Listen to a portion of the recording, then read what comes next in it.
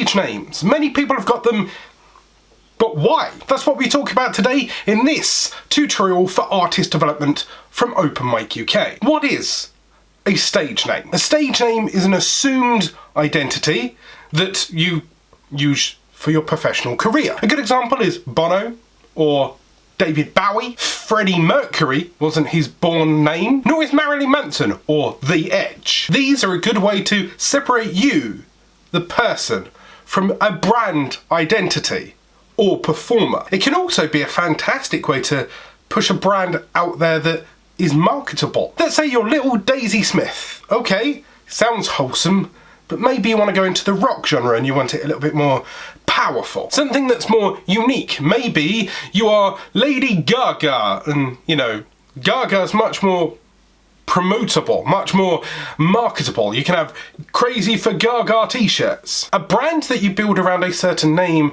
gives you longevity within the industry. And a stage name can give you that bit of privacy as well. Some people like to separate the creative part of their brain from the personal part of their brain, and a brand name or stage name can help them in that direction. Now, if you're not quite sure if you want to go down the stage name route, maybe you want to lean into using your real name, like Adele, Beyonce, or Taylor Swift. Here's a few reasons why you might want to consider a stage name. One, maybe there's someone popular that already has your name or something very similar. Maybe you have a common surname, Johnson, Smith. Now, when David Robert Jones first started creating music, he didn't want to get caught up and confused with Davy Jones. Davy was known for being part of the Monkees, while David Robert Jones ended up being David Bowie. Maybe your name has a weird edge to it. Maybe it's Belcher or Hooker or something that wouldn't necessarily translate internationally. Cary Grant's name, for example, was Archibald Leach. Cary Grant was known for romantic films. Would you really want to fall in love with a Mr. Leach? So to avoid confusion, maybe you want to shuffle it up. Give yourself a different stage surname. Maybe an entirely different name. 2, maybe it doesn't represent who you are. Maybe your family descends from somewhere in Europe and you're a very English-based singer. So instead of a French name or a German surname, maybe you adopt something that's slightly more native to your music. Or you go the other route and maybe you're singing country and you want to sound a little bit more country within your name. Or once again, maybe there's a rock genre and you want to change it just to hit something, a point. Marilyn Manson.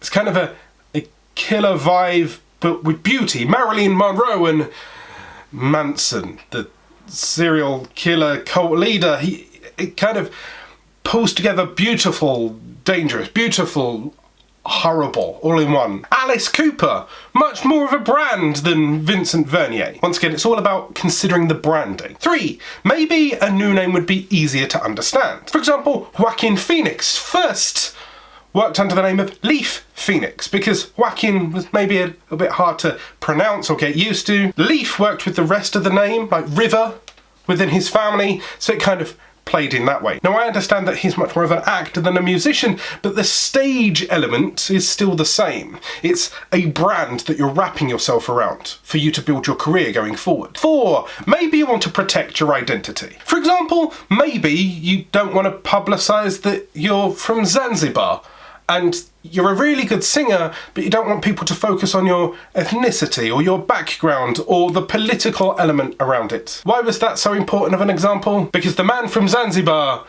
is Freddie Mercury, and everybody knows Freddie.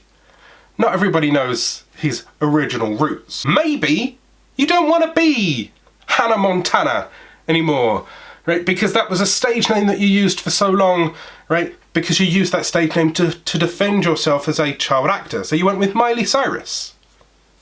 I'm aware that that flips the opposite direction. That's her discarding a stage name to take her real one. But in that case, she was able to get rid of one identity and revive another one. It's no difference than you taking on a pseudonym to propel your music career. Now, if you want more help on how to pick your stage name, I've done a video here, and remember to subscribe for regular artist tutorials from Open Mic UK, and I'll see you soon.